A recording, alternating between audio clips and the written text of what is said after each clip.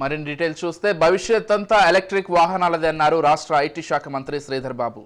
వాహనాల క్రయ విక్రయాల కోసం రూపొందించిన జూ యాప్ను మదన్ మోహన్ యాప్ కో-ఫౌండర్లు ప్రణయ్ మహంత్, మల్లికార్జున్తో కలిసి ఆవిష్కరించారు. ఈ సందర్భంగా ప్రకృతికి ఎలాంటి హాని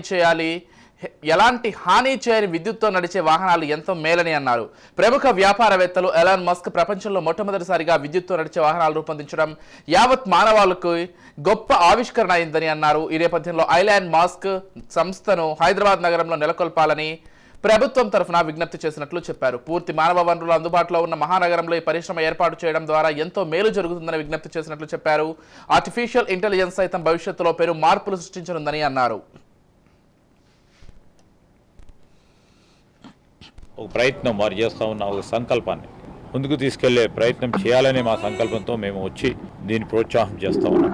ఈరోజు రాష్ట్ర ప్రభుత్వానికి సంబంధించి ఈరోజు ఇక్కడ ఉన్న సాంకేతిక పరంగా గొప్పగా ఉన్న గొప్ప మానవ వనరులను ఉపయోగించుకొనే మేము ఈరోజు టెస్లా కార్ మ్యానుఫ్యాక్చరింగ్కి సంబంధించి భారతదేశంలో ఒక ఫెసిలిటీ పెట్టాలని ఆలోచన చేస్తున్నారని తెలియగానే మేము కూడా వారిని కోరినాం.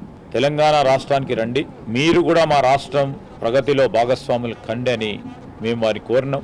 వేచి చూస్తూ ఉన్నాం. వారి స్పందన గురించి మా వరకు ప్రయత్నం చేస్తూ ఉన్నాం.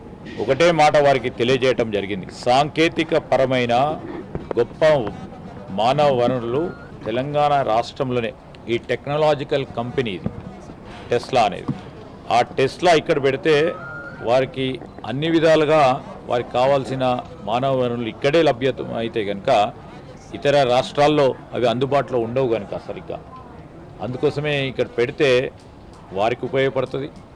అదేవిధంగా రాష్ట్రానికి సంబంధించిన అనేక మంది ఇంజనీర్స్ కానీ అదేవిధంగా టెక్నాలజీ పరంగా పనిచేస్తూ ఉన్న శాస్త్రవేత్తలకు ఒక ప్లాట్ఫామ్ దొరుకుతుందని ఆలోచన చేసి వారిని ఆహ్వానించాం.